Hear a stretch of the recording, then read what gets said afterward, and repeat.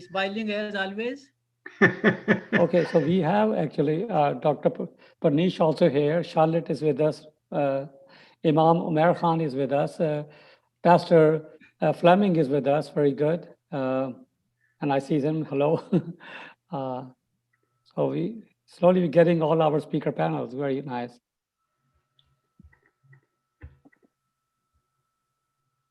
So Linda Olson. There are some other people also with us have joined via telephone line, I think so, in a Zoom.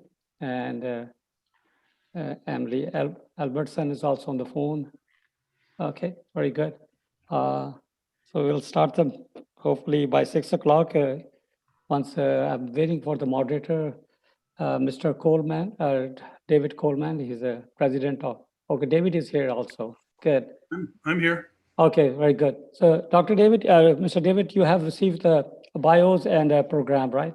Yes, I have. You have that, okay. The format is going to be such as that. I'll start the event. Once we do the blessing ceremony, after that, we'll be doing introductory remarks. And the person who's doing introductory remark, regional president, will introduce you as a moderator. Okay. At that point, you start this event by reading the bio of each speaker as the program says, and then we will start the event. Okay, on the questions, do you want people to put questions into chat and somebody will manage it? If they want to ask, yes, they can put in the chat, yes, yeah. Okay. So we'll do that. If there are enough people are interested, if enough people are interested to stay much longer than 7:30, they can stay and we can, hopefully all the speaker will be available to answer the questions. Okay. Otherwise, because there's on a Zoom meeting, sometimes people don't have enough patience to wait 2-3 hours. One-on-one meeting is very different than this, but we are getting used to with the new norm. And hopefully this will go away soon. Yes, well, maybe not, but we'll Yeah. see. Okay, that should be fine. Thanks. You're welcome.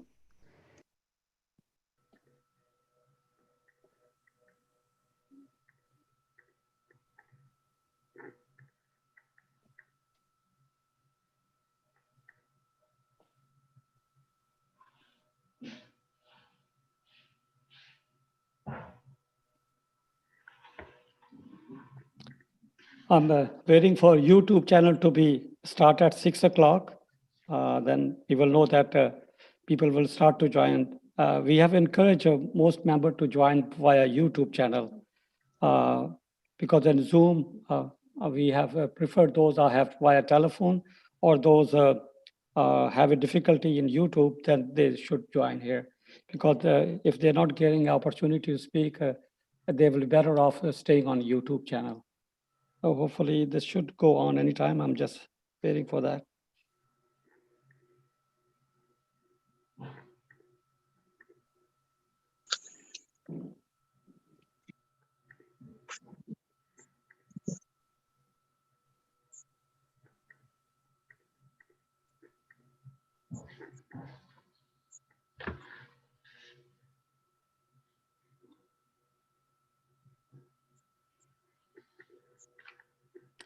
Okay, I heard the YouTube channel has started. I'm wondering how come I cannot.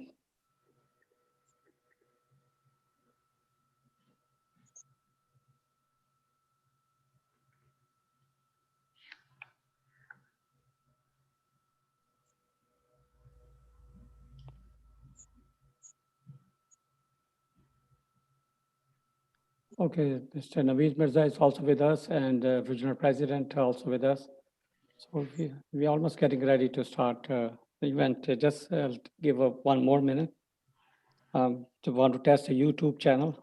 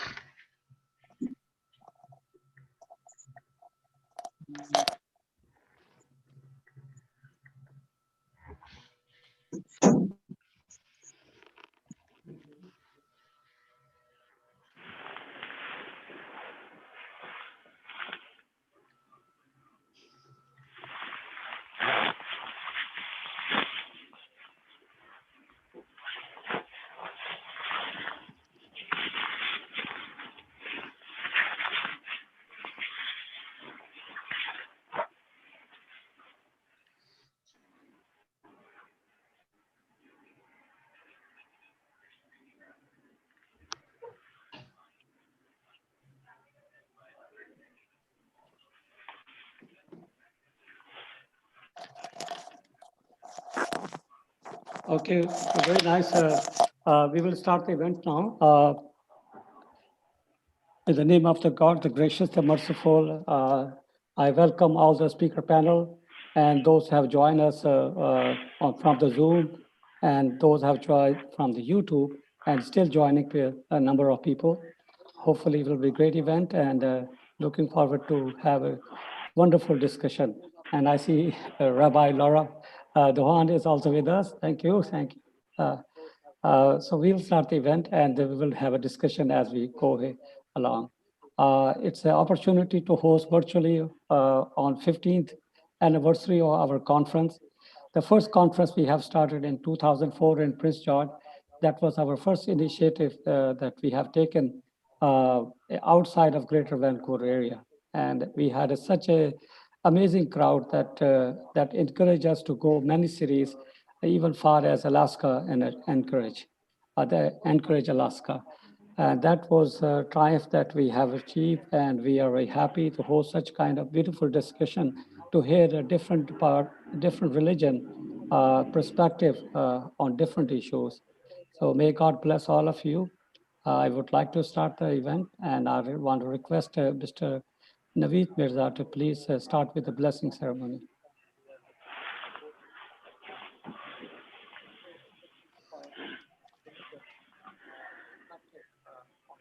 Assalamu alaikum wa rahmatullahi wa barakatuh. May peace and blessings of Allah be upon all of you. أعوذ بالله من الشيطان الرجيم بسم الله الرحمن الرحيم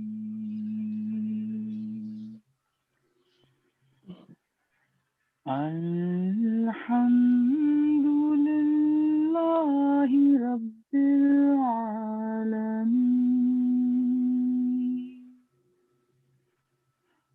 الرحمن الرحيم مالك يوم الدين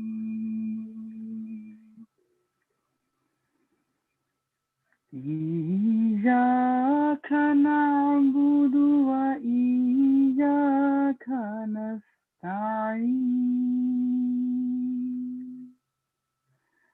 اهدنا الصراط المستقيم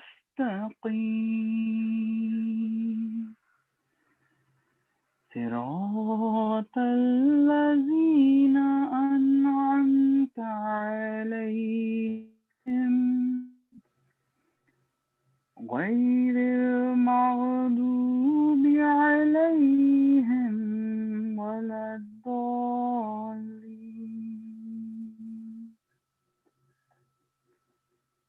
Translation for the verses presented before you. I seek refuge from Satan the cursed. In the name of Allah, the gracious, the merciful. All praise belongs to Allah, Lord of all the worlds, the gracious, the merciful. Thee alone do we worship, and Thee alone do we implore for help. Guide us in the right path, the path of those on whom Thou hast bestowed Thy blessings, those who have not incurred Thy displeasure, and those who have not gone astray. Amen. Thank you very much. Thank you very much. So far, number of people are joining. Look like we are competing with the YouTube channel. We have a 38 here. I think so more than 38 in YouTube channel, and still people are joining. That's good news. Hopefully we will have very good number of people listening to this wonderful discussion. My job is assignment is coming to be over. I will depart and watch you and listen to your speeches. I will request now our regional president, Mr. Naeem Ahmed Lakhan, to please give introductory remarks and introduction to moderator. And after that, moderator to start the event by doing the bio or any good thing he'd like to share with us. We are very much thankful to him for moderating for a short time. As you know, Councillor Garth Frizzle was the one supposed to moderate the event, but due to City Hall meeting, he didn't know about that. He didn't plan, and it just came up, and he had to attend that meeting. So he regrets, and he was said to me that he would like to do that next year. So hopefully we will be having a live conference, rather online conference. So with due respect, I request Mr. Naeem Ahmed Lakan, the regional president of Ahmadiyya Muslim Community, British Columbia, to please give introductory remarks and then introduction of moderator. Thank you very much. May God bless all of you. Thank you, Rizwan sir. Bismillah ar-Rahman ar-Rahim. In the name of Allah, the gracious, the merciful. Assalamu alaikum wa rahmatullah. May peace and blessings of Allah be upon you. And good evening, everybody. My dear brothers and sisters, we are really very fortunate that we live in a country and a society where different faiths can share the same platform to present their point of view. And this aspect of the Canadian society and culture is worth celebrating, and it's worth praiseworthy. On behalf of the Ahmadiyya Muslim community, I welcome everybody to this event tonight. Today's event is a continuation of a century-old tradition or an initiative taken by the founder of the Ahmadiyya Muslim community, Hazrat Mirza Ghulam Ahmad Qadiani alayhi salam. May peace and blessings of Allah be upon him. In 1895, he invited the representative of all the major faiths to have a similar interfaith dialogue in his hometown of Qadian in India. Conversation regarding various faiths can provide us with a new perspective, and it can make us more insightful to the world around us. We know that the guidelines of this event restrict the presenters from criticizing any other faith. Presenters are requested just to give their own faith's perspective and then leave it to the audience to, if they want to draw any conclusions or whatever takeaways they want to have from this discussion. Many of us do not normally get a chance to know about the other faiths from their own sources. There's that special opportunity tonight, and I'm looking forward to a very exciting and informative evening. Thank you very much for your time and effort in attending this event, which is the 15th Interfaith Conference, 15th Annual Interfaith Conference being held in Prince George, though it's online today. With this, I would also, I'm pleased and honored to introduce tonight's moderator, Mr. David Coleman. Brief bio and introduction. Mr. David Coleman has been a member of the Church of Jesus Christ of Latter-day Saints since birth. He has served in many capacities in the church, including a 2-year mission in Peru. He has also served as a teacher, a scout leader, a counselor to the bishop, 5 years as a bishop, a counselor to other leaders, and is now serving as the stake president for the Prince George BC stake.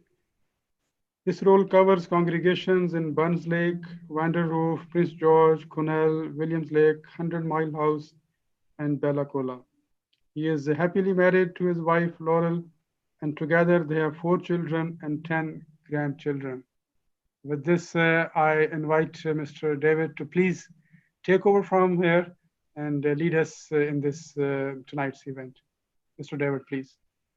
Thank you. Pleasure to be here tonight, and I'm really pleased to have the opportunity to moderate a little bit and be able to attend and listen to perspectives from people of faith from many different communities. This is a great concept and a wonderful conference to have, and I hope people will take the time to consider the things that are spoken tonight.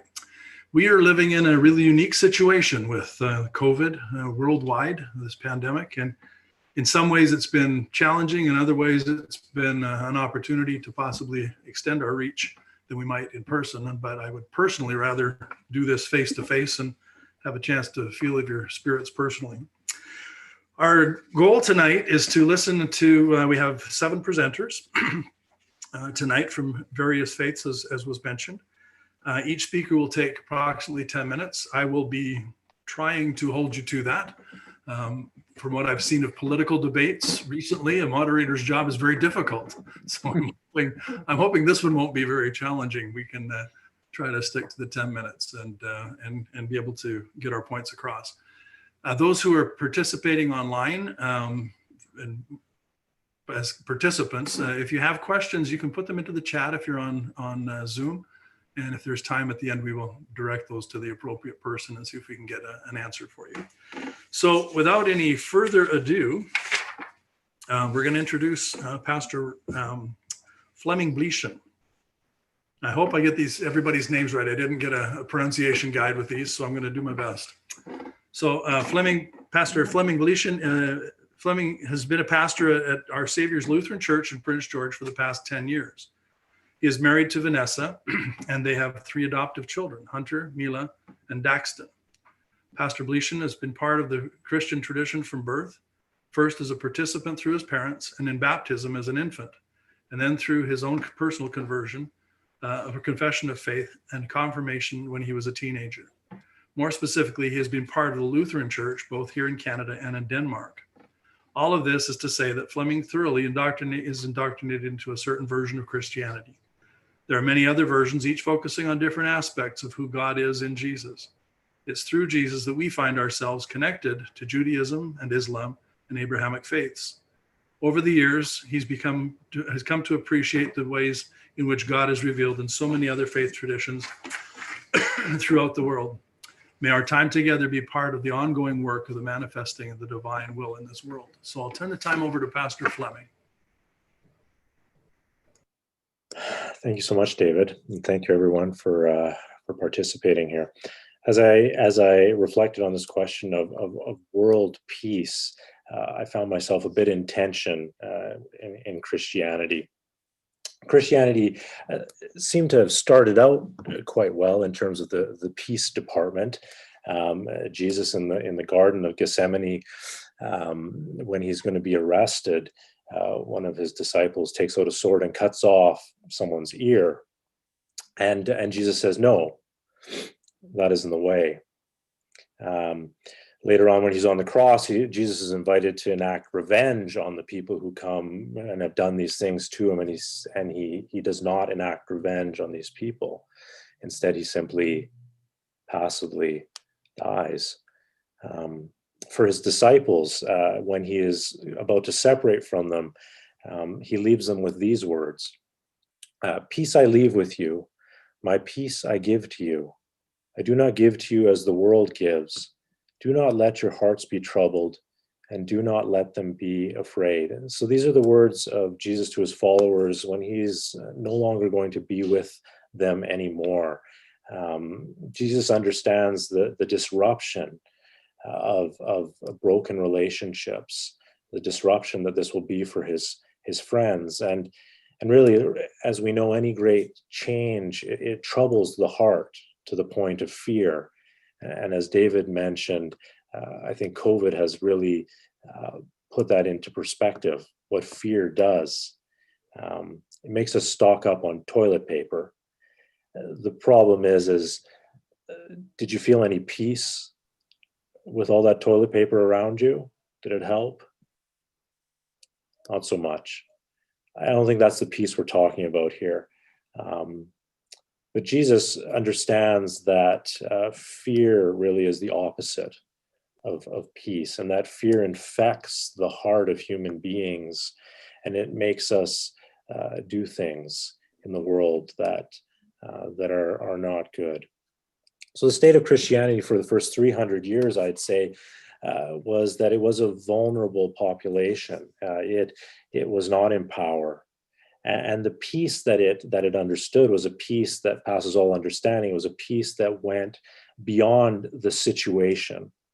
The situation could be bad, but there could still be peace and the possibility of peace in Christ. That is the kind of peace that Jesus is talking about. But something changes in Christianity in around 313 CE. Constantine, the Roman emperor, has a dream about, or this is the story goes, that he has a dream about a cross, and he should put that cross on his emblem for war. And somehow this cross is going to be the symbol of conquering. And so suddenly this symbol of God's love for the world becomes a symbol of conquering and war. And as Constantine adopts Christianity into the empire, it itself becomes a powerful entity in the world. And in this way, Christianity itself shifts from being what I would say a religion of peace to a religion of even taking away peace. And so suddenly the Christian church for so long, and I would say up until this point, becomes a church of the Crusades and the Spanish Inquisition and Columbus sailing across the sea to bring disease and also death to the Americas. We have the Christian church being part of, if not, because they did not reject the Nazi regime, Christianity in the States, Vietnam War and Gulf War, and in Canada, residential schools. Christianity was complicit in much of what happened in the world, these horrible things. And so we as Christians have what I would say is a shameful history in many ways around peace. And if we're going to talk about Christianity's contribution to world peace, I think we first have to acknowledge this, the ways in which Christianity has failed at this in the world. Of course, that isn't everything that I can say about this. There has been actions moving towards peace, and I'm gonna focus just on one person, because I believe that it's in the person that peace starts. Saint Francis of Assisi, for some of you who might know him, born in 1181. This gentleman, this man, was born to a silk merchant, very rich family. He really had a peace around him based on his the things he had, which is very common for many of us. Peace is found in the things that we have, unfortunately.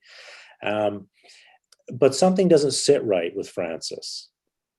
He sees the discrepancy between himself and the vulnerable, those who do not seem to have peace, and he says to himself, something is not right here. And so in this beautiful image story, he decides as an adult that he is going to reject all this. And so he rips off all his clothes and he runs out naked into the forest in order to reject the peace that he sees that's associated with wealth and that. Well, his father's not happy about this. As you can imagine, any father would be a little bit disappointed in their son if this was the road they took. And so his father decides to go find him and take him home. And he locks him in a room. But Francis has been changed. He understands that there's a different way. And so he finds a way to leave this room, and he does become a beggar for many years. And what we have in Christian tradition is images of Saint Francis in the forest, surrounded by animals. He became very known for that care of animals. This very peaceful person who inspired then peace in many people to work for that. And so we see that in part in Pope Francis, named after St. Francis of Assisi, the Order of St. Francis. All this is to say that God's peace starts with us as individuals. That is a starting point. And it doesn't seem like much. In some ways, it seems a little bit pathetic almost that we would just say peace starts in a person. Like, what can that accomplish? But I have to believe that peace starts in small ways in this as well, in these connections, and grows from there into something beautiful, something that can even change enemies into friends.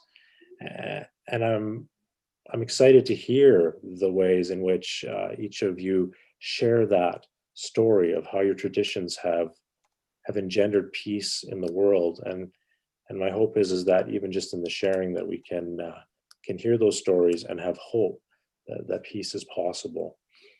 I am going to leave you with this song. This is one of the things that St. Francis was much loved for. It was a song that he wrote, and it's called "Make Me a Channel of Your Peace." And it goes like this. I'm going to give it a try. Let's see if I can sing this. Make me a channel of your peace. Where there is hatred, let me bring love. Where there is injury or pardon, Lord. And where there's doubt, true faith in you. Make me a channel of your peace. Where there's despair in life, let me bring hope. Where there is darkness, only light. And where there's sadness, ever joy. O Master, grant that I may never seek so much to be consoled as to console, to be understood as to understand, to be loved as to love with all my soul. Make me a channel of your peace. Where there's despair in life, let me bring hope. Where there is darkness, only light. And where there's sadness, ever joy. Thank you. Thank you so much, Pastor Bleashan. That was right on 10 minutes too. Perfect. Thank you. Our next speaker tonight would be Mrs. Charlotte Wenninger. Charlotte Wenninger has been a member of the Baha'i community for over 35 years. She has served for many years as one of the elected 9 members on the local governing body of the Baha'i of Prince George. She has served as a chairman of the Interfaith Chaplaincy Committee at UNBC and is active in interfaith activities. She is married and has raised 4 daughters and now has 9 grandchildren. She has a keen interest in sharing her religion with others and learning about all aspects of spirituality, especially the harmony of science and religion. So we'll turn the time over now to Charlotte Wenninger. Thank you. Thank you very much, David. I wanted to also thank the Baha'i community of Prince George for giving me the confidence to speak this evening. Just to let everyone know that we don't have pastors or clergymen in our faith. So each person, to the best of their ability, conveys their faith. So I just want you to keep that in mind as I present my version or my perspective of how the Baha'i faith sees world religion. I'm just going to share my screen with you. And is everybody able to see this? Yeah, perfect. Good, good. So, and thank you very much, Rizwan, for your loving invitation, and the Ahmadiyya Society for continuing on with this, even though we can't meet face to face. It's wonderful to be able to have the opportunity. Baha'u'llah said, and Baha'u'llah revealed his writings in 1863. And he said, let your vision be world embracing. The conviction that we belong to one human family is at the heart of the Baha'i faith. The principle of the oneness of humankind is a pivot around which all the teachings of Baha'u'llah revolve. Acceptance of the oneness of humanity demands that prejudice, whether racial, religious, or gender related, must be totally eliminated. And this is very important, that we all know that all of us are refreshed by the waters of one spring, revived by the breath of one wind, and invigorated by the rays of one sun. There is only one planet, And there is no doubt we are all one people. The great peace towards which people of goodwill throughout the centuries have inclined their hearts is not only possible, but inevitable. We believe that world peace is the next stage in the evolution of this planet.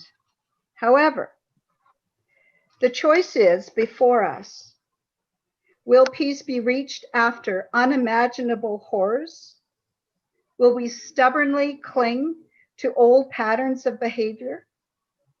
Or will we be able to decrease conflict and disorder with an act of consultative will? And will we be able to achieve this unity? That is the choice of the people of this world. We believe that we have gone through stages of humanity. We passed through stages of infancy and childhood, and through it, we have united. We've united as families, as tribes, as city-states, and nations. So we believe the next stage is the world peace, and that we will be able to see this unity. Humanity is now experiencing the most turbulent stage of its evolution, which is its adolescence. This is your home phone number or cell number? We are now moving towards the next stage in its life, which is the stage of maturity, characterized by the emergence of a united global civilization. We are increasingly conscious of the reality that our Earth is our common homeland and we are a single family. Nation building, as I said, has come to an end, and now we are moving towards a more integrated society. We are seeing a rise of global undertakings, like the League of Nations, and then the United Nations. And it is through these efforts that we are closer and closer to world unity. The Paris Accord, which recently happened, is another example of the peoples of the world gathering together. There's a vast increase in cooperation among the scientific and medical communities, especially now during COVID. The educational, legal, economic, and cultural fields, we've been seeing a united efforts in these fields as well. There's been a rise of unprecedented number of international humanitarian organizations. There's a spread of women's and youth movements calling an end to war. There's widening networks of just ordinary people seeking understanding and asking, what new social structures are needed to reduce conflict? And how are we going to ensure the resources are equally distributed? The well-being of mankind, its peace and security are unattainable unless and until its unity is firmly established.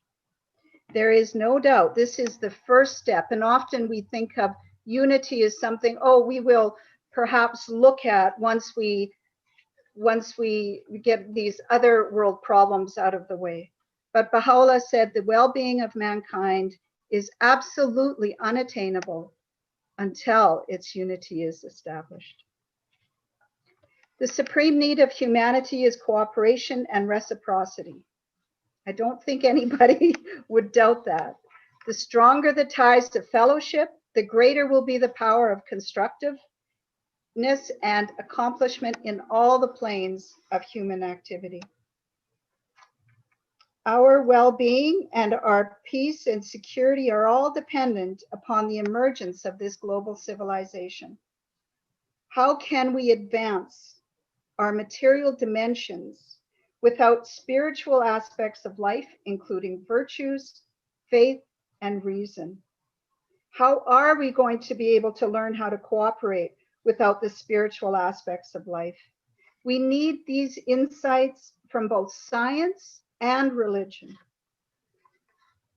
Religion and science are the two wings upon which men's intelligence can soar onto the heights with which the human soul can compress.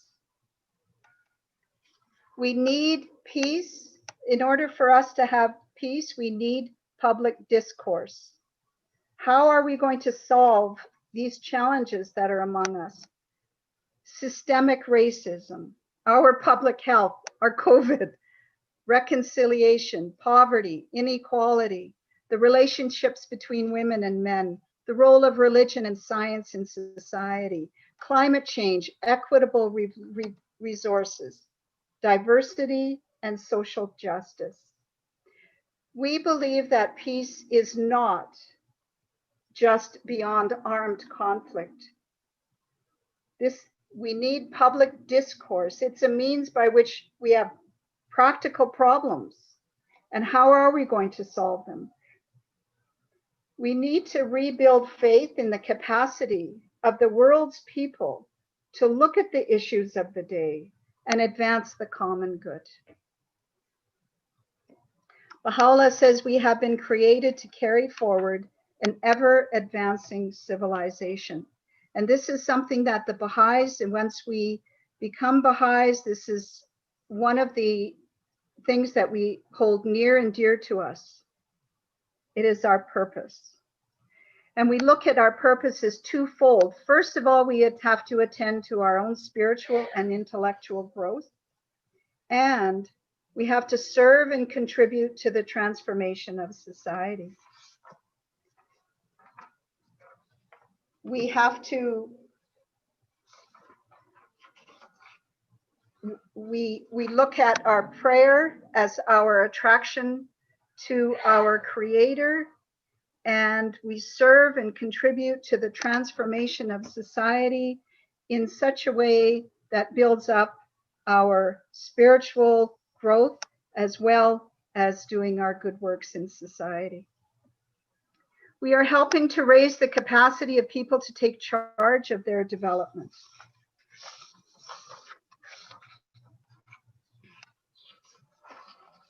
Oops. Sorry. Oh, I'm going to stay here for just 1 second. We are, with tireless energy, we are advancing humanity towards the nobility of its true intended station. We see children and youth as noble souls who are actively working towards progress and change. How else are they going to be able to advance civilization if they don't have a voice? And if this voice is not acquired through independently seeking out truth, how else will they have the ability to distinguish truth from falsehood? Baha'u'llah emphasized that we should acquire knowledge of with our own eyes and not through the eyes of others. This is how we are going to establish justice in this world and on the road to peace. Baha'u'llah said, "It's not the object of every revelation to effect a transformation in the whole character of mankind, a transformation that shall manifest itself both outwardly and inwardly, that shall affect both its inner life and external conditions." And it remains a long journey. These changes, we believe, will not come about easily. This path has begun many, many years ago, and it will unfold over many more generations. There will be many crises and setbacks. Abdul Baha, Baha'u'llah's son, said the darkness of hatred and difference will be entirely abolished, and the light of love and unity shall shine. That is our commitment, and we have every confidence in this ultimate outcome. Thank you very much. Thank you, Charlotte. I was right on 10 minutes as well. Our next speaker is Dr. Pranesh Kumar. Dr. Pranesh Kumar was born in a Hindu family of northern Indian state in Uttar Pradesh. He has a keen interest in literature, religion, culture, science, and its global impact in particular on human society. He is fascinated by the diversities which he experienced during his vast travels, interactions with people and observing their social, cultural, and religious events. Kumar values life in any form and believes in very ancient, preached, and practiced Sanskrit saying, Vasudeva Kutubukam. That's as close as I'm going to get, meaning the entire world is one family. So I'll turn the time over to Dr. Pranesh Kumar. Yeah. Thank you, Holman. And so can I switch over to share screen, Mr. Rizwan?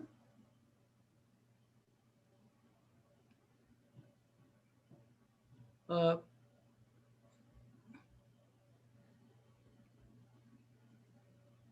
yeah, thank you.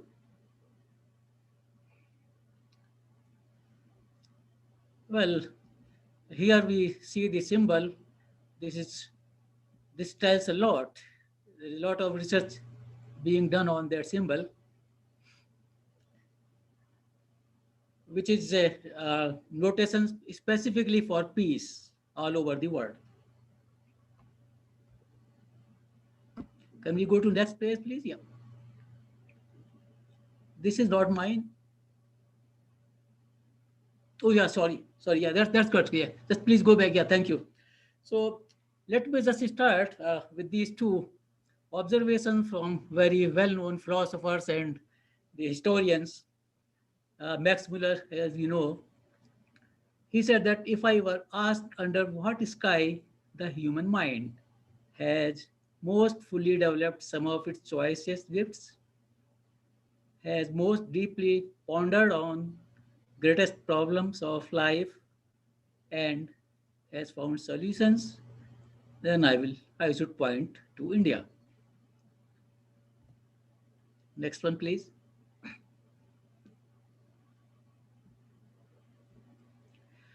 Uh, then there is a Mr. Will Durant was the Pulitzer Prize winner for, and he was of course, historian, and he wrote the story of civilizations, so many volumes. He said it is true that even across the Himalayan barrier, India has sent to the West gifts such as grammar, logic, philosophy, fables, hypnotism, chess, and above all, numerals and the decimal system. So here, it is not aiming at one particular religion or the faith. So it is in general from India, because as we will come to know, Hinduism word was used at a later stage. In the beginning, it used to be not a religion or some other form of the living message or the styles. Next one, please. He also said that India was the mother of our race and Sanskrit, the mother of European languages. She was the mother of philosophy, mother through the Arabs of much of our mathematics, mother through Buddha of the ideals embodied in Christianity, mother through village communities of self-government and democracy. So Mother India is in many ways the mother of us all. Next, please. So if you go back, Hinduism has no single founder, no one single set of guidelines to follow. So making it an extremely adaptable religion or the practices for the society to live with.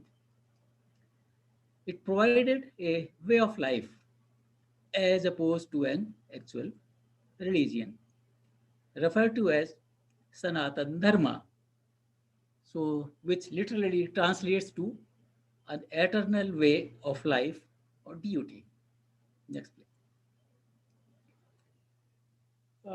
Most of these wisdoms of that time, so this is, as we can see, is of the Vedic age, which is referred by historians, and on the basis of the archaeological evidences that it was like the 1500, 500 BCE. So these four texts consist of These are the names of them: Rig Veda, Yajur Veda, Sam Veda, and Athar Veda. They're all written in the Vedic Sanskrit. Next, please. So what they have, each of these have the four subdivisions. First one consists of the mantras or benedictions. The second, and then also they have the text on rituals, ceremonies, sacrifices, symbolic sacrifices, uh, the commentaries on rituals, ceremonies, sacrifices, text discussing meditation, philosophy, and spiritual knowledge. Some scholars also added a fifth category that they call the worship. So you can say these are the basis they used to follow about 3000 years ago. And primarily their purpose was that they realized that we have the physical world as well as the spiritual world. So the main idea was to connect spiritual world and the physical world using the supernatural powers. Next one, please. That time they started with these beliefs, and as we can see today, it is in most of the religions or the faiths, anywhere we go, and many more. Their adaptations later on became the elements. Truth is eternal, the very essence of universe and the only reality. Knowledge, understanding of Brahma, which is God, is truth and reality. Vedas are the ultimate authority. So what they summarize the knowledge in that, they treat that as ultimate authority. The purpose was to achieve dharma. Dharma means duty, virtue, morality, religion, universal law, or the righteousness. It refers to the power which upholds the universe and society. Souls were supposed to be immortal. Goal of the individual soul was to achieve moksha, means to liberate from the cycle of death and birth. Next, please. So their contributions, if we just want to say, is possibly can be like universalism, as in the beginning I Vasudeva Kutumbukam, that's I always follow. A Sanskrit phrase found in these Upanishads. This means whole world is one single family, and it provides equal living opportunities for all living creatures, humans and animals alike. Next, please. Advait Vedant is a school of Hindu philosophy. It's a classic system of spiritual realization. Advait means non-duality, and it's a state of oneness with the rest of the universe. So I and God are not two entities in that case. Next one, please. Um, it practices of yoga and meditation, which, as we can see, has become very, very popular all over the world now. So it originated from there, from those scriptures. Many people consider themselves yogis and meditators. They do not practice Hinduism as they are accepted faith, but practice the teaching of yoga and meditation lifestyles. Next one, please. Then teachings of ahimsa are the main factors in rising of possibly nowadays vegetarian and vegan population. Many people who have transitioned to this vegetarianism and veganism feel as though they are contributing towards the systematic abuse and cruelty within the food industry and no longer want to be patrons of such inhumane constructions. Next, please. Many religions like Buddhism, Sikhism, Jainism have been influenced by the philosophy. Founder of Buddhism, Gautam Buddha, is considered to be an incarnation of Lord Vishnu, a major deity in Hinduism. Many of the beliefs in Buddhism, Jainism, such as this chakra system, reincarnation, karma, originate from the philosophy of Hinduism. Next.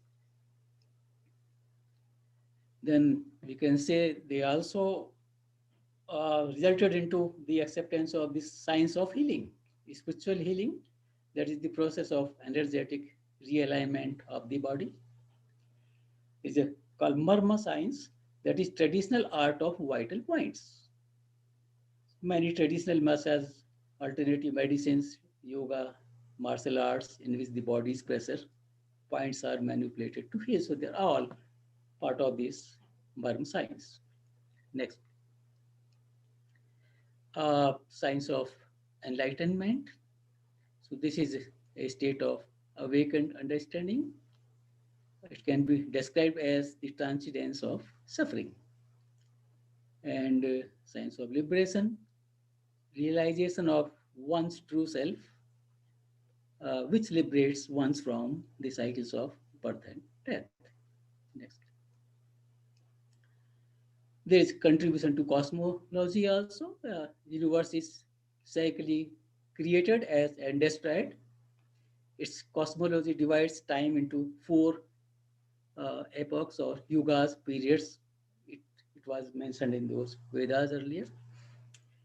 And another form of this Ayurveda, which is the medicinal practice, composed of two words.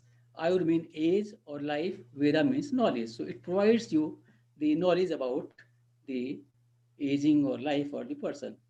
So literal meaning of Ayurveda is science of life or mother of all healing. Next, please. Theory of natural world. So 4 types of basic material elements were considered and worshipped also. Prayed like these: earth, water, fire, and air. Astronomy, so dated to the period of Indus Valley civilizations, and about 1800 BC, advanced a 95-year cycle to synchronize the motions of sun and moon. The text on Vedic astronomy that has been dated to 1350 BC. Next, please. Just to check in here, your 10 minutes is run, so if you could. Okay, I will. Yeah, thank you. Yeah, sure. So I think there is this math which we have. So they also provided the Vedic math, which provides some calculation formulas. Next, please. Next one.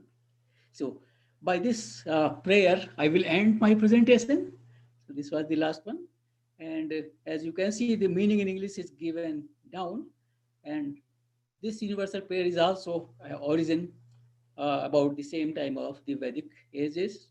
So this says, Om Sarve Bhavantu Sukhina, Sarve Santu Niramaya, Sarve Bhadrani Pasyantu, Ma Kaschit Dukh Bhag Bhavet. Om Shanti Shanti Shanti. Thank you. Thank you, Dr. Pranay Kumar. Our next presenter, representing the Islamic perspective, is Imam Umar Khan. Umar Khan was raised in Toronto and New York as a child and spent his adolescent years in Calgary, Alberta. After graduating from high school in Calgary, he attended Jama'at Ahmadiyya Missionary Training School of the community in Ontario, which is a 7-year program. He graduated from Jama'at Ahmadiyya in 2012 and then was given the opportunity to serve as a trainee missionary in Sierra Leone. He served as imam and missionary for the Ahmadiyya Muslim community in the Calgary branch at the Baitun Noor Mosque from 2013 to 2015. For the last 4 years, he was serving as the Ahmadiyya Muslim community Jamaica West Indies in the capacity of missionary in charge. He was recently appointed to serve in British Columbia chapters and the community based around Baitur Rahman Mosque in Delta and Surrey, BC. He is currently living in Delta with his family, which is his wife and his 2 children. So I'll turn some time over to Umar. Assalamu alaikum, peace be upon you. Thank you for that introduction. I'm just gonna go ahead and take my little stopwatch right here and set that time up so I don't burden you with the reminder. So I'm just going to share my screen so everybody could follow along.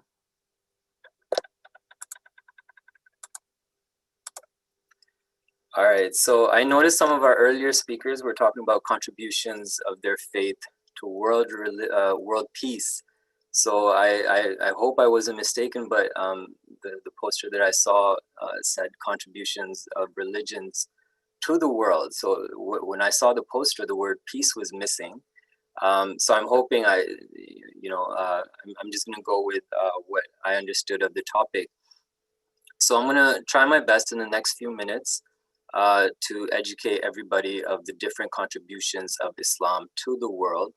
And I just want to start with Bismillahir Rahmanir Rahim, in the name of Allah, the Gracious, the Merciful. A quick introduction for those who are not familiar with the Ahmadiyya Muslim community. We are a denomination within Islam, and the main difference between us and different Muslim communities is that the Prophet Muhammad, peace be upon him, prophesied that in the latter days a Messiah would come in a similar manner that Jesus came as a Messiah for his people and as a Messiah to Moses. In the same way, we believe the Prophet Muhammad, peace be upon him, a Messiah would also come to guide his people. So the picture that you see on your left is the founder of our community, who we believe to be the promised Messiah, Hazrat Mirza Ghulam Ahmad. And the individuals that you see on his right after his death were our spiritual leaders. And currently, Hazrat Mirza Masroor Ahmad, who is at the far right of your screen, he is currently serving as the spiritual leader of the worldwide Ahmadiyya community. So I'm pretty sure I'm going to have to skip a few slides, but I will try my best to educate our listeners today of the different contributions of Islam to the world. I'll try to touch on Islamic principles, service to humanity, education, and also Muslim scientists, scholars, and inventors. So the first principle that I really felt it was important to share with our panelists and our guests today is a very fundamental teaching of Islam, which is La ikraha fid din, which means there should be no compulsion in religion. And this is a very powerful message, and I specifically bring this up because with our faith in Islam, there is also this misunderstanding and misconception that Islam was it spread through the sword, it forced conversions, and I've actually met people that have that understanding. So and this is one of the fundamental teachings that I'd love to share, is that Islam is big on no compulsion in religion and expression of and freedom of expression. And even this interfaith that's happening is based on this fundamental teaching of the Quran, that people have that freedom to share their beliefs. And it's one of the reasons the Ahmadiyya Muslim community is big on using this platform to give the public an opportunity to learn about each other's faith, to spread more love, brotherhood, and unity by understanding each other. Obviously, there's a lot more details to this, but I will skip it for now. Another thing that I did want to touch on was service to humanity. I'll let those who can see the screen, it's a verse from the Quran that talks about service to humanity, and especially those who are, sometimes in difficult situations in our society, to especially take care of them, like orphans and those who are needy. Now, if I was to break down the teachings of Islam and summarize it, of what the Quran teaches, it's basically split up in two parts. One is called Hukukul Ibad, which is the rights we owe as Muslims to serve humanity. And the second part is Hukukullah, which is our rights that are due to the Creator, and that means worship. So service to humanity is also a fundamental aspect of our faith. And those of you who ever get a chance to study the Holy Quran, this is so repetitive in the Quran. It says in Arabic, Ya ayyuhallazina amanu wa amilu salihat. That means, O ye who believe and those who do good deeds. O ye who believe and those who do good deeds. So one of the huge contributions of Islam is that with faith, it must be backed up by action. Because Islam is big on just word of mouth and making tall claims. It just doesn't hit the standard in Islam. Islam is huge that your faith or proclamation to your faith has to be backed up by actions. And one of the best actions is to serve mankind and humanity. And in following this teaching in the Ahmadiyya Muslim community, we have Humanity First, our charitable organization, many different humanitarian services that we have in developing countries, free surgeries for those who have cataracts, building wells, schools. Just yesterday here in Delta, we celebrated Run for Delta, and we did it virtually, and it was to raise money for the Delta Hospital and also for the Surrey Food Bank. And we were able to raise about $14,000-$15,000 that we donated. And all of that is being done because of the teachings of Islam. And to take you back 1400 years, Islam started with the Prophet Muhammad, peace be upon him. And he was big on taking care of humanity, especially those who were vulnerable, the poor, the needy. He encouraged Muslims that whenever you have dinner parties, social gatherings, always include those who are in difficult situations, include the poor, make them feel like they are part of our communities and societies. And he had different ways to try to raise the standard of his people. And one of the things that he established, I really found it so interesting, was the reintegration of prisoners back into society.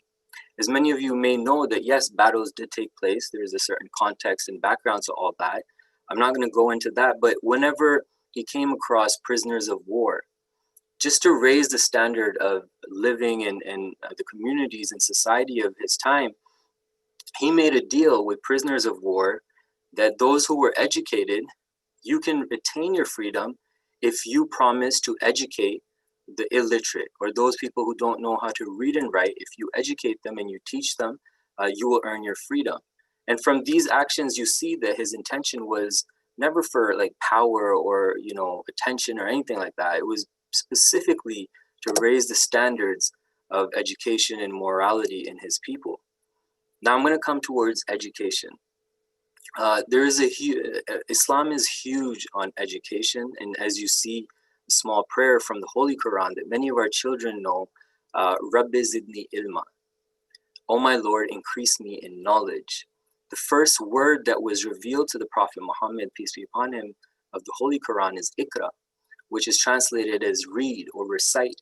So the foundation of Islam is, based on attaining knowledge as a way to try to come closer to God.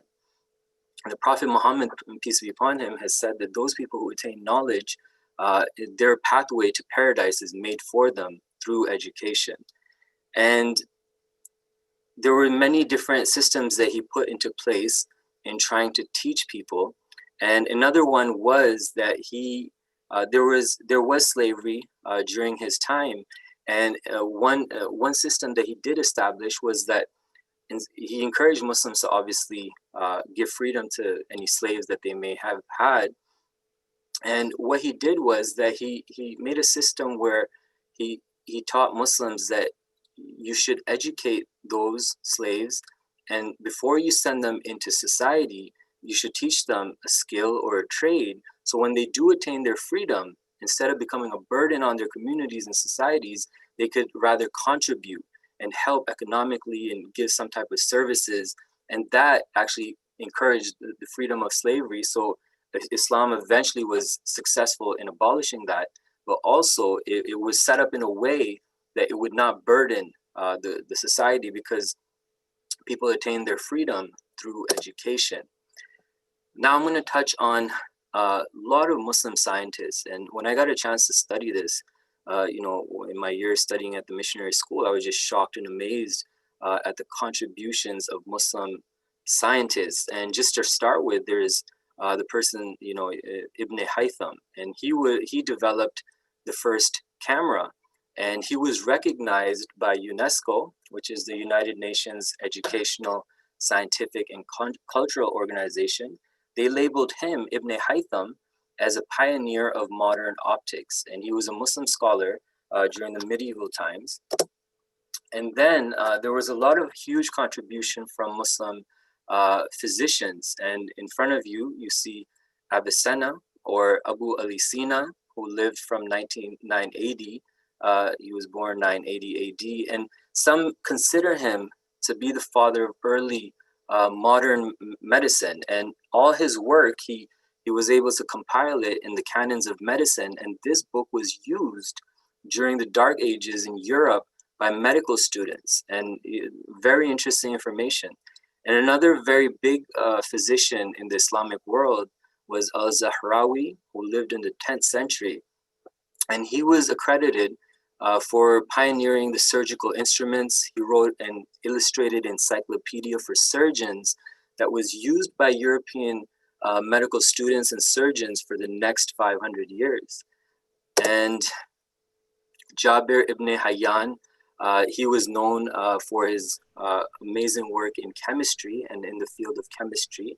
And he was accredited for discovering sulfuric acid, nitric acid, and also the basic processes that is used by modern day chemists. So his name was Jabir ibn Hayyan. And another person was Muhammad al-Khwarizmi. And he has been accredited as the father of algebra and also introducing the theory of trigonometry. So, Mr. Khan, if I could just interrupt your 10 minutes there. Okay. Do you wrap it up? No problem.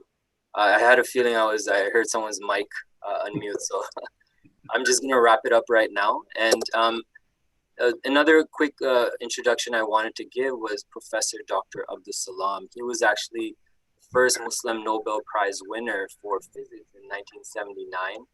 And he accredited a lot of his findings and work from verses of the Holy Quran.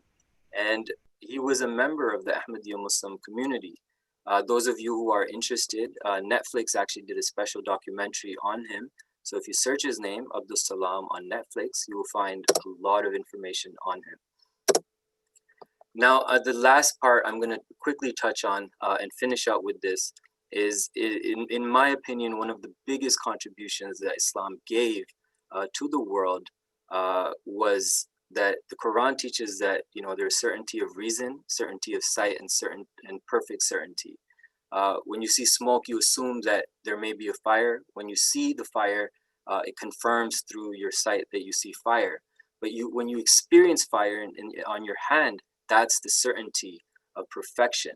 And Islam, I believe, was successful in giving mankind that certainty of knowledge that God does exist, and man is capable of attaining a relationship with God. The founder of the Ahmadiyya Muslim community, Hazrat Mirza Ghulam Ahmad, was able to attain that level of certainty. And I will end with this quick paragraph. He says that our paradise is in our God, our highest delight is in our God, for we have seen him and have found every beauty in him. This wealth is worth procuring, though one may have to lay down one's life to procure it. This ruby is worth purchasing, though one may have to lose oneself to acquire it. O ye who are bereft, run to this fountain, and it will satiate your thirst. It is the fountain of life that will save you. What shall I do, and by what drum shall I make the announcement that this is your God, so that people might hear? What remedy shall I apply to their ears, so that they should listen? If you belong to Allah, rest assured that Allah will indeed belong to you. Thank you. My apologies for going over. Again, thank you for inviting me. Assalamu alaikum. Thank you. We could easily spend an hour on each of these, and that's unfortunate to make it short, but really appreciate your comments. Our next speaker will be Brother John Duncan from the Christian LDS perspective. So John is a lawyer in Prince George and is a member of the Church of Jesus Christ of Latter-day Saints. He and his wife have 3 children, and he is an active member in our congregation there. I have worked with John personally on a council level, and he has worked with the interfaith community for some time. So I'll turn some time now over to John Duncan.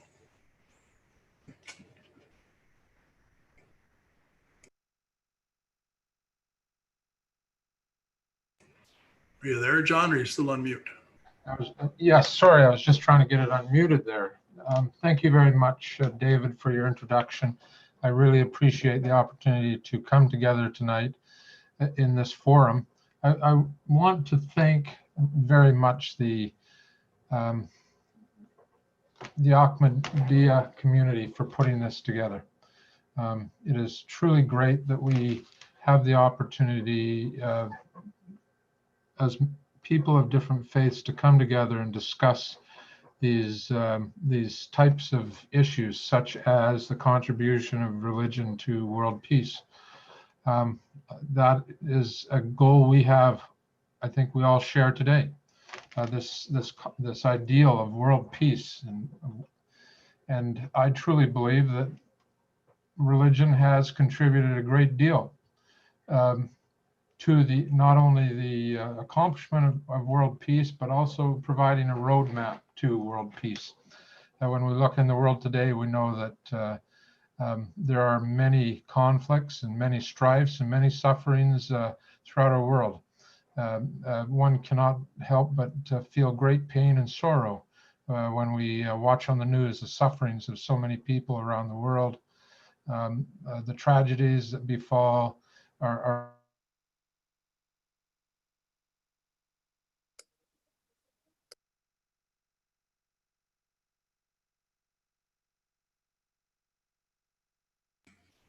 You froze, John. You're frozen.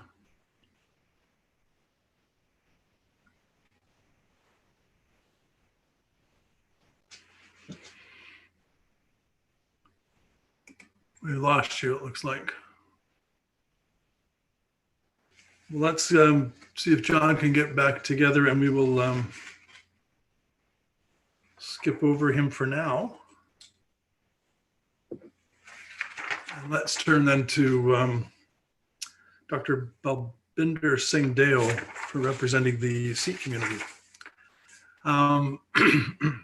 Balbinder Singh Dale worked in academic and industrial organizations for more than 29 years. He joined the School of Business, a UNBC Prince George campus faculty member in 2002. Prior to UNBC, Dr. Dale worked at University of Saskatchewan, University of Manitoba, and at the Punjab Agricultural University, Ludhiana, India. In addition to his work experience in academic institutions, he also worked on various industrial projects and submitted research reports to both private and public sector organizations. So we'll now turn some time over to Dr. Balbinder Singh Dale. Thank you very much, David, for the introduction. Hope you can hear me. Okay. I would like to mention that I'm not an expert in Sikh religion, but as part of the congregation in Gurdwaras and being a teacher in Punjabi language, I could understand some of the important things that the Sikh faith has given to us and to the world. First, I would like to say something about the Sikh faith. The Sikh faith, basically, the founder was Guru Nanak. He was born in 1469 in India. That's what we call today India, and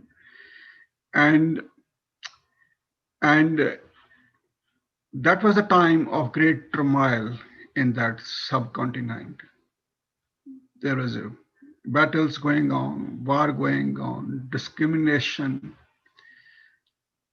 All those kinds of worse things were happening at that time. And during his lifetime, he gave his thesis that we all, humanity, are one. Not only the human beings, but the whole nature. Together, we are all one. So after Nanak, there were 9 other teachers that came successively, and all the original work that they have written has been composed and in the form of a book that is called Guru Granth Sahib. And in addition to the contribution of those 10 gurus, there is a contribution of other scholars and great men and women of that time.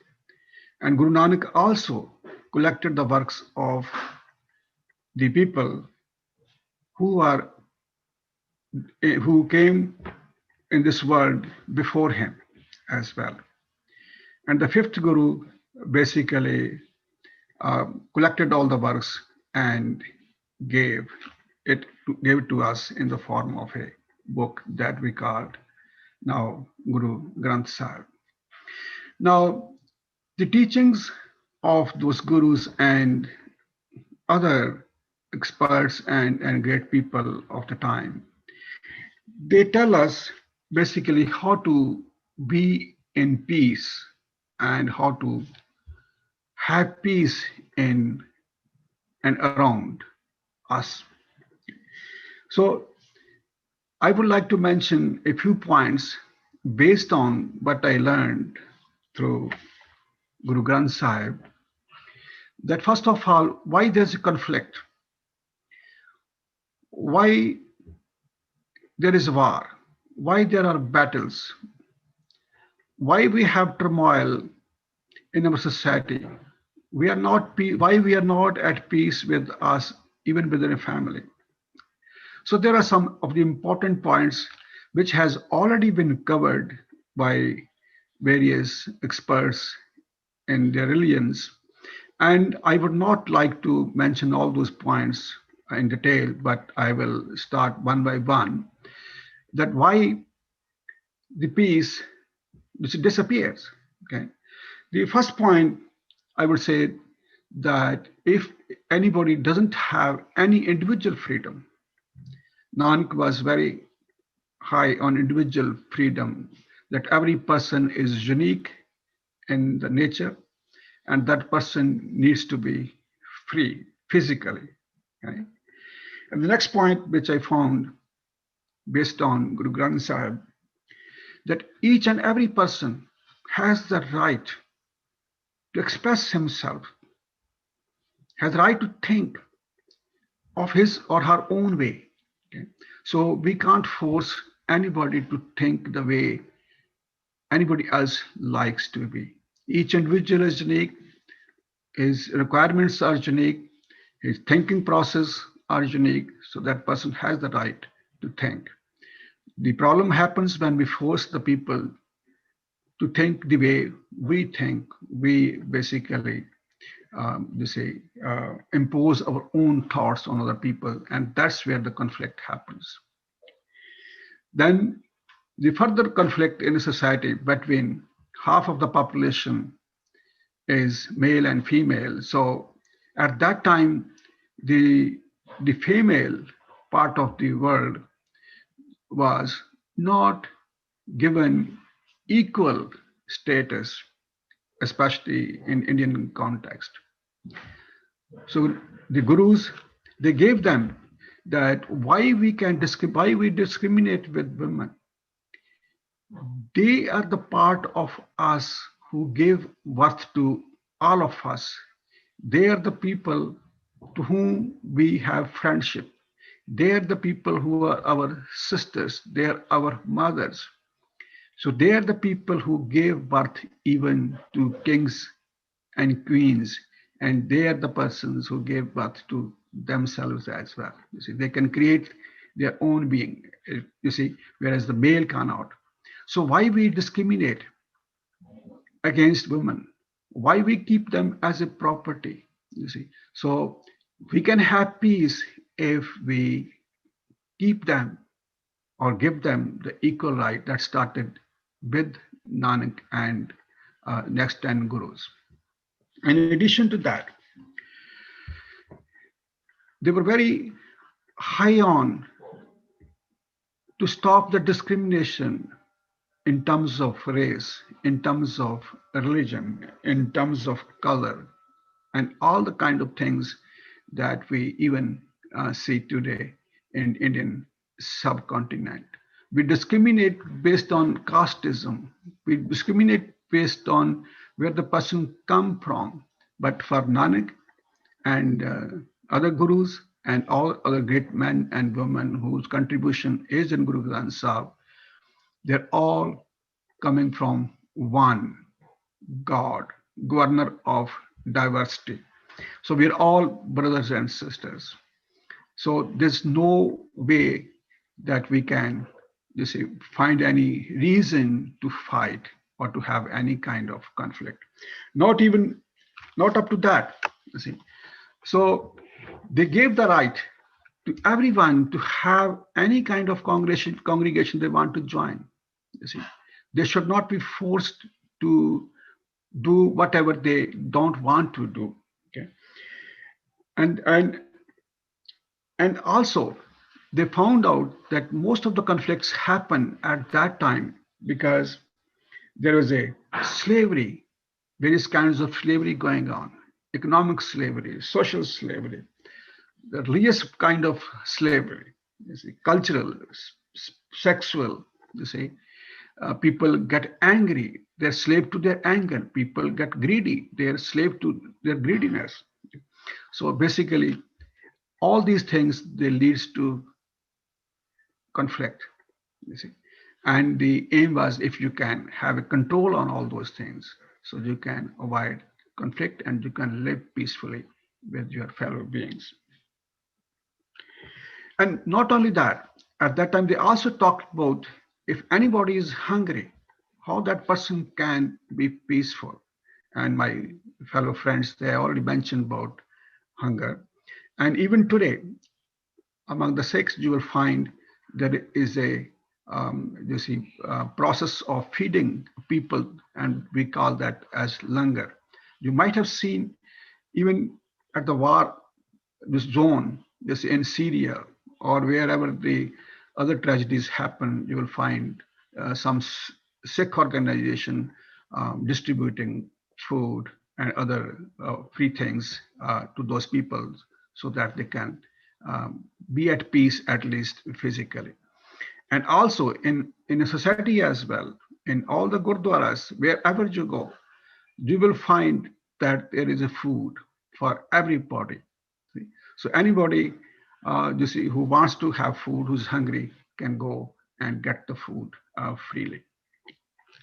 In addition to that, earlier during Nanak's time, the education was considered the privilege or the only right of Brahmins and the priestly class. And gurus broken that. Basically, they gave the right to everyone who wants to study. So he basically demolished all the kind of barriers which were coming in front of the common people to education. He broken that, you see. Because if the people are not educated, they can't understand what's happening around. They can't see the logic of, you see, peace. The person need to be educated. So they were given the right to education so that they can understand what's going on and they can be with peace themselves and they can be with peace with other people around them. Okay. I want to jump in there. The time is up. So if you would like to wrap up. Sure. In addition to that, the important thing that they mentioned, the concept of God, the governor of diversity. For them, God is not something sitting separate somewhere. It is immersed in nature. It's a part of nature. If you want to find God, it's in nature. But the question is not only living members of the nature, even non-living part of the nature is also part of God. So that way, we not only as Sikhs love fauna and flora, but also the non-living stuff. So we should not destroy our environment in search of minerals and oils, because ultimately, if we destroy everything as per Sikh faith, we can't be in peace if we are not with peace with the nature. Thank you very much.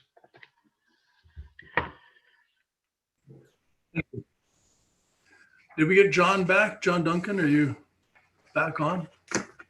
I am. All right, let's try it again. Back over to you then, John. You could be our next speaker. Very good. Sorry about that. My computer has crashed and I can't get it back up, so I'm using my phone. I hope that won't affect the quality of the audio too much. Not exactly sure when I froze and no longer could be heard. So It was early on. Yeah, I suspect that's true. I suppose I'll start with this. I remember the Church of Jesus.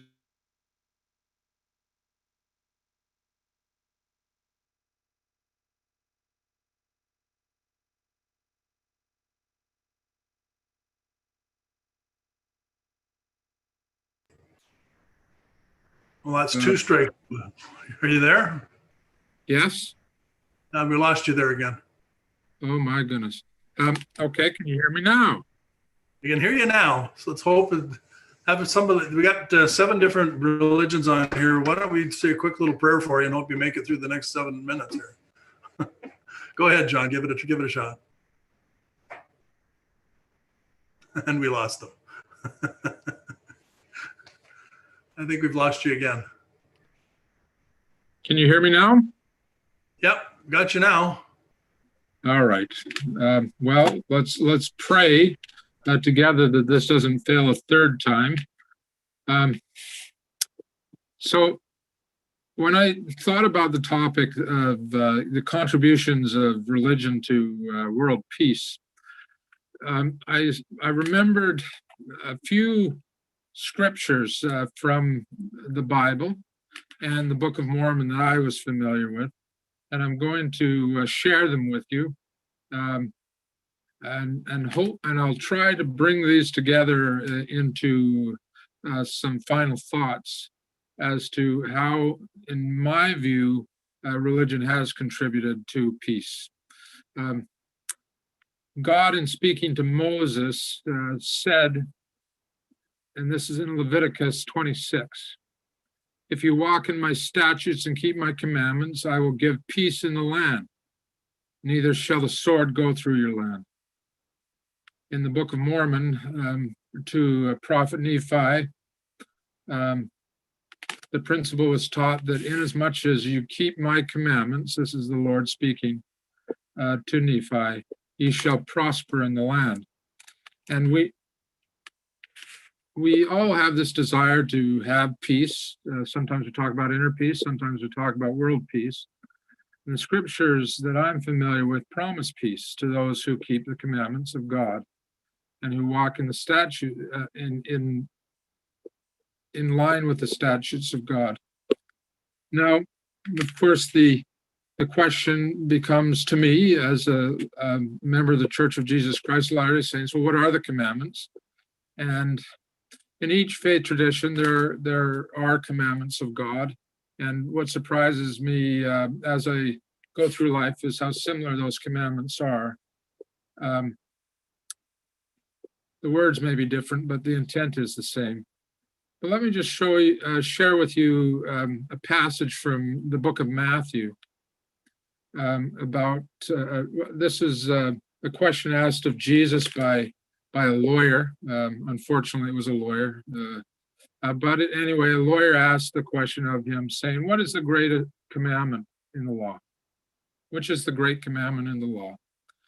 And so in Matthew 22:37, Jesus, the Savior, said unto this lawyer, "Thou shalt love the Lord thy God with all thy heart, and with all thy soul, and with all thy mind." And I think all of us as people of faith know how important it is to love God. Jesus then said, "This is the first and great commandment." And then and the second is like unto it. This is Jesus speaking to the lawyer again. He says, "Thou shalt love thy neighbor as thyself. On these two commandments hang all the law and the prophets." So for somebody in the Church of Jesus Christ Latter-day Saints, a believer in Jesus Christ, we have this direction from him that there are two great commandments. One is to love God and one is to love our neighbor. An apostle of the Lord Jesus Christ later wrote, this is in James 1:27, pure religion and undefiled before God and the Father is this, to visit the fatherless and widows in their affliction and to keep himself unspotted from the world. So this apostle of God knew that how important it was to God that we serve others and to visit, as he said, the fatherless and widows, and to keep ourselves pure and clean from the sins of the world. Why are these things important in the Christian tradition, according to the LDS Church? Well, it goes right back to what God said to Moses. If you walk in my statutes and keep my commandments, I will give you peace in the land. Or said to Nephi, inasmuch as you keep my commandments, you shall prosper in the land. So to me, their religion has offered great contribution to world peace. God has given us commandments. And it doesn't matter too much to me what faith tradition we've been given, and we live in, but he's given us those commandments. And the promise from God is that as we live those commandments, we will find peace. And that is my own testimony in my own life, is that as I've lived the commandments of God, I have found peace. And I know also that as I've lived those commandments, that I've contributed to this concept of world peace. And that leads me to the last point I just want to make here. Each of our faiths, it seems to me, I've heard some very amazing things tonight, but each of our faiths create followers, disciples, people who are committed to their God, to their tradition, to following the commandments. So, we listen to Imam Khan and how important it was for Muslims to follow the commandments of God. And I know that's the case in all the other traditions that we've heard from tonight. As we do that, as each of us follow these commandments and achieve peace ourselves, we are contributing. We're one further piece in the puzzle called world peace. I truly believe that my faith has created somebody in this world, me, that is committed to this principle. And I know that faith has done that generally to those who've spoken tonight and to so many other adherents, faithful people in the world. Let me just share with you this, just give you an example, a concrete example of how my faith helps create world peace in my heart and in the community generally. And this is just an article of faith in the Church of Jesus Christ of Latter-day Saints. So it's like a creed. Joseph Smith wrote in 1842 when asked, well, what does your church believe? And unfortunately, because my computer crashed, I now have to pull this up again.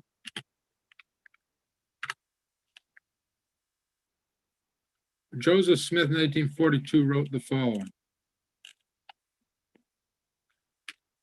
And this is of members of the Church of Jesus Christ of Latter-day Saints. We believe in being honest, true, chaste, benevolent, virtuous, and in doing good to all men. Indeed, we may say that we follow the admonition of Paul. We believe all things, we hope all things, we have endured many things, and hope to be able to endure all things. If there is anything virtuous, lovely, or of good report, or praiseworthy, we seek after these things. And so I've, since a little child, grown up with this principle of seeking after good. Peace is a good thing. We love peace. All of us here tonight, we are seekers after peace. We desire it.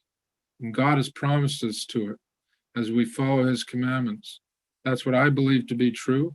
And I share these things with you, again, with my thanks to the Ahmadiyya Muslim society for giving me that opportunity to share what I believe.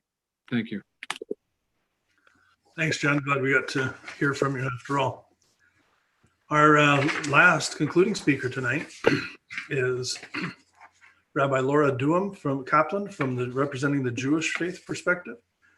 Rabbi Laura Duham Kaplan is Director of Interreligious Studies and Professor of Jewish Studies at the Vancouver School of Theology, and the former rabbi leading Or Shalom Synagogue. She lives in Vancouver with her husband and musical partner Charles. Their young adult children and a changing array of companion animals. So we'll turn the time over to Rabbi Laura Duham Kaplan. Rabbi. Well, thanks so much to everyone for the opportunity to speak today and to be part of this community of learning and sharing. And it's really amazing to go last because my spirit is climbing a little higher with every speaker. So thank you. I have a very few slides to show. So give me a moment to share my screen. My command.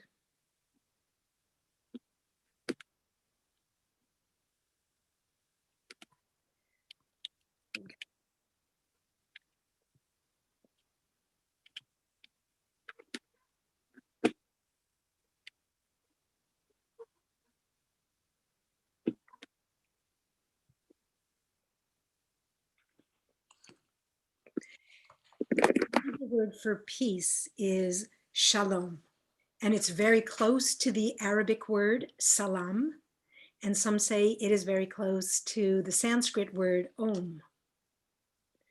Shalom means peace, wholeness, well-being, hello, and goodbye. So you can see it's a very beloved word because we use it as much as we can. Yeah. Every Jewish prayer service ends with a prayer for shalom. There are no exceptions. There is no prayer service that doesn't culminate in that. But of course, the fact that we pray for peace all the time does not mean that all Jews are peaceful. But it does mean that we want peace, we hope for peace, but we don't always know how to get there. And we ask God to show us the way to inner change, to interpersonal change, and to political change. I've chosen one particular theme to talk about tonight, and that's an oracle from the prophet Isaiah. These prophetic words come from the 8th century BCE, but they give a vision of peace that is grounded in human nature and is very relevant to our time. When peace comes, Isaiah says, we will have political leaders who are not corrupt. And under their leadership, the wolf will visit with the lamb. The leopard will lie down with the baby goat. The cow, the bear, the lion, and the ox will graze together. Isaiah chapter 11, starting in verse 6. I'll chant this in Hebrew, and then I'll talk a little bit about the meaning.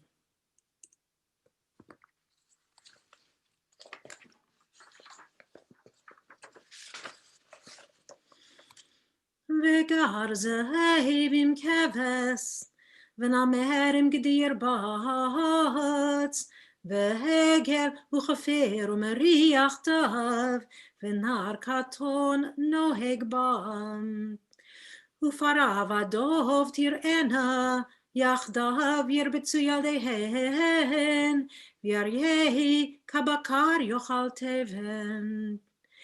V'shiasha yonek al churpaten, ve'al miorot tziponi, gamul yado hadat. Lo yehirau v'lo yashchitu b'chol har kodshi, כי מלאה הארץ דעה את אדוני כמים לים מכסים.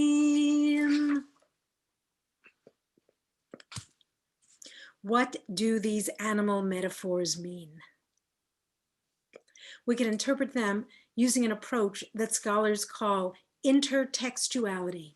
That is, looking at different parts of the Torah, the scripture, to help us understand them. So I'll do that first. Torah says that when God first created the world, all species lived in harmony. All animals were vegetarian. No animal ate any other animal. So, suggests Isaiah, peace will come when no one devours anyone else, literally or metaphorically. Instead, as the book of Leviticus teaches, everyone will care for others more vulnerable than they themselves are. We could also interpret the animal metaphors historically and politically. Maybe the animals represent nations from Isaiah's time.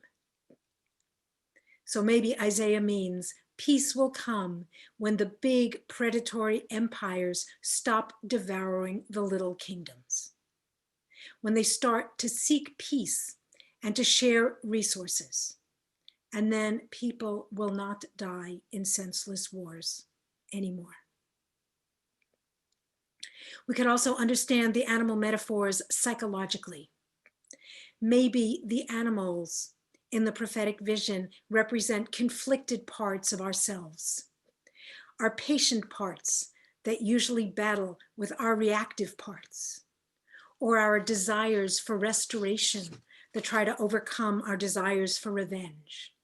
So maybe Isaiah teaches that peace will come when these inner parts of ourselves fall into balance, and then we will not act violently.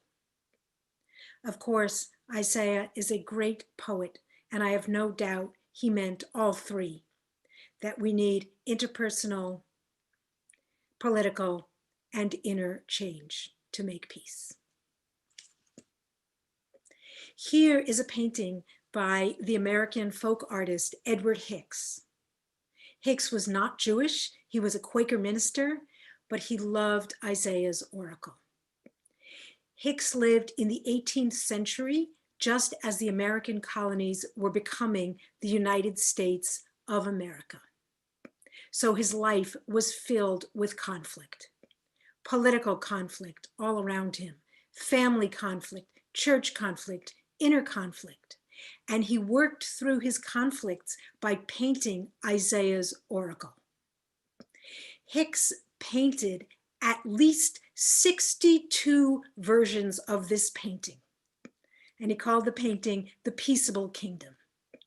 And in Hicks's painting, the animals could represent the inside of a single soul. They could represent the people in a family. They could represent the people in a community. They could represent two nations.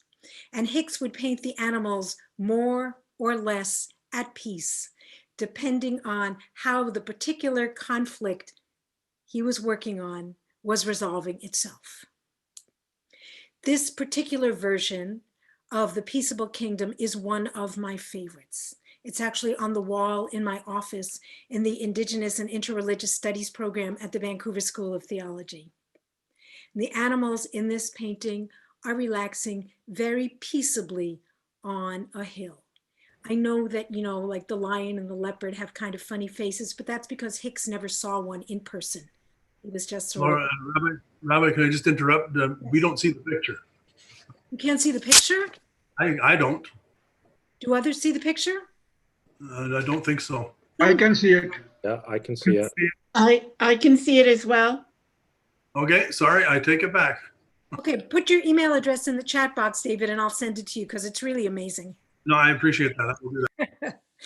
Take my word for it. In this painting, the animals are relaxing peaceably on the hill. And in the valley below, the American colonial leader, the Quaker William Penn, is meeting with Chief Tamanend of the Lenape Nation, the indigenous Lenape Nation, and they are making a treaty. And this actual historical treaty, made in the year 1683, kept the peace in the region for 72 years. Hicks's Peaceable Kingdom paintings teach us that it is actually possible to create Isaiah's peaceful world. Maybe not in the whole world all at once, And maybe not in a way that lasts forever, but has to be renewed, but we can do it. And we do it by resolving one conflict at a time, by healing one broken heart through love at a time, by making it possible for one child to turn toward one parent with compassion, making it possible for members of one religious group to agree to compromise, or for two local communities to make a treaty. Hicks reminds us that we can find what is peaceful and good for ourselves and others, and sometimes it can be the very same thing. For my last words, I'll take screen share off, if my cursor lets me. Yes.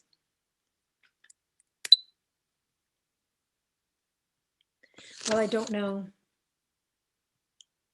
Is my screen share off? Whatever. I will Not yet. continue. Not yet. No, it isn't. I will simply continue as we are. The Canadian anthropologist Wade Davis says that in order to overcome COVID-19, there are two qualities that we need as a community and a society. And these qualities are love of community and self-discipline. Our first priority as a community is to change our public health habits.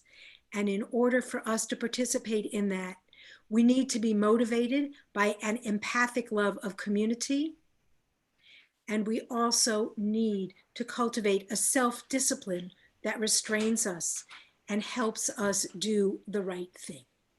There's an ancient principle in Jewish ethics, which is nothing in the world is either good or bad in itself. Everything depends on how we respond to what comes into our lives. And it is true that COVID-19 has brought some terrible things into the world. I myself have lost a few friends to the illness. But on the other hand, if COVID-19 forces us to work harder at creating community, forces us to go deeper into understanding and mastering ourselves, these will be good things. And if we remember the prophet Isaiah, he too says that love of community and inner order are things that we need in order to reach peace. Thank you.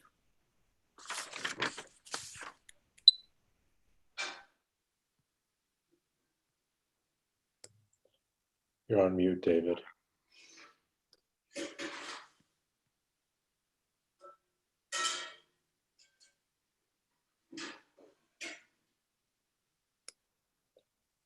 David, we can't hear you. Tried to unmute. What a guy, huh? I appreciate the conversations thus far. I really appreciate the presentations that have been put forward. It's a wonderful opportunity to hear from each of you. We very often in our own communities and we don't reach out a lot. And so I think that's a wonderful opportunity to do that. I'm reminded of the purpose of what we all strive for. I think it leads to world peace, inner peace. We all want something greater and we're all trying to become better. And we use scripture, we use theology, we use our own personal spirituality to become something that we're currently not, and to try to become better at whatever it is that we, whatever faith community we participate in. Really appreciate your time tonight. I've looked at the chats. There are no particular questions. We'll give it a minute here to see if there are other people who have anything they'd like to contribute. But other than that, they say you're supposed to give 13 seconds for people to. Yeah, after Mr. Khalid Khan, the president of Prince George, Ahmadiyya Muslim community, I will say for 30 seconds a few words. Okay, go ahead. Now I'll say after the president speaks. Okay. I just we can request Mr. Khalid Khan to give vote of thanks.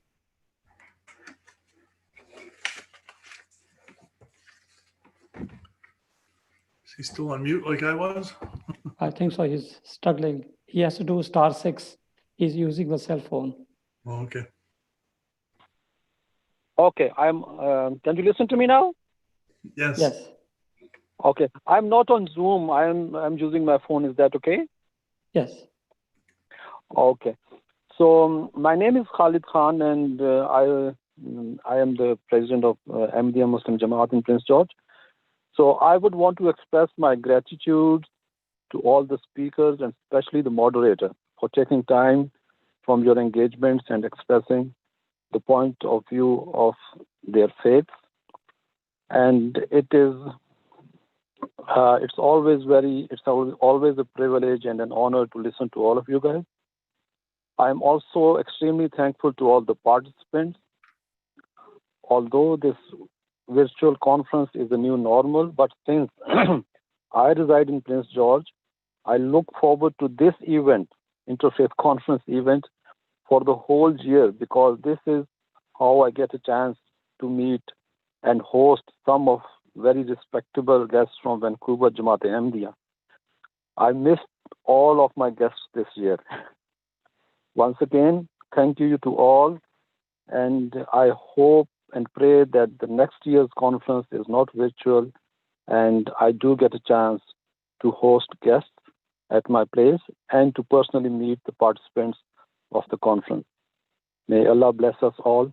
Thank you very much. Jazakallah. Thank you very much. I'm very much thankful to all of you, starting with the moderator and all the speaker panel. And I consider them a family, starting from the first speaker, Pastor Fleming, and to last speaker, Rabbi Laura Kaplan, whom I know for a very long time, actually, that can judge with my white hairs. So thank you very much, all of you. We will continue this programs and to establish a strong peace and brotherhood and sisterhood among the family, as we have done it with many rabbis, the pastors, pundit, scholars, and friends like you. And Dr. Panish Kumar, I know among the speaker from the Prince George, is the most participant speaker from the Prince George. May God bless him, that his support, he try his work hard to have maximum people engage in these kind of conferences. We do appreciate all of speaker, including Dr. Panish Kumar. Today, in our forum, total those have came and stayed for some time, or some of them were devoted entire time. Our total was 280.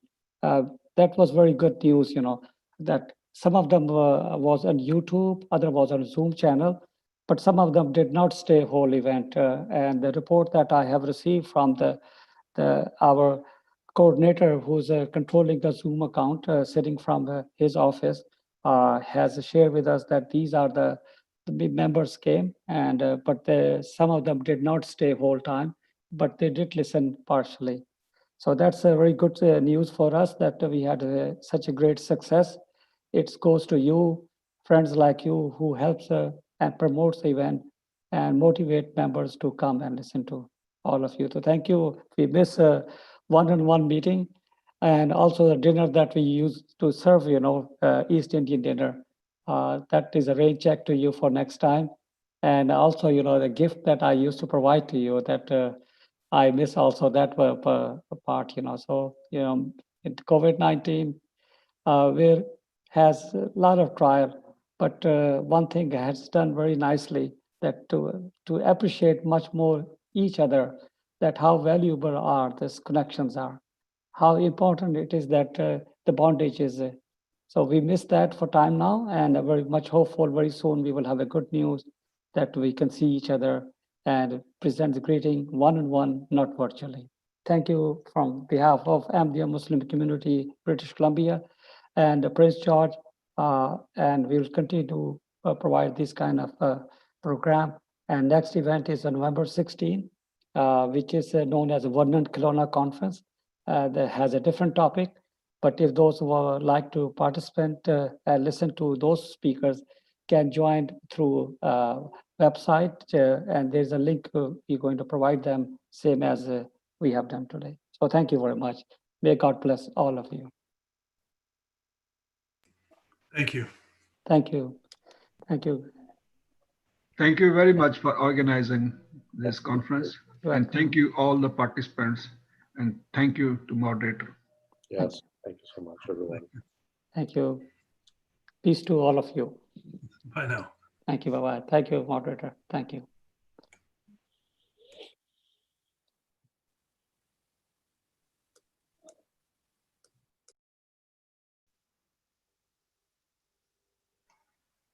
Bye, everyone. Nice seeing everybody again. We'll see you next year. Goodbye.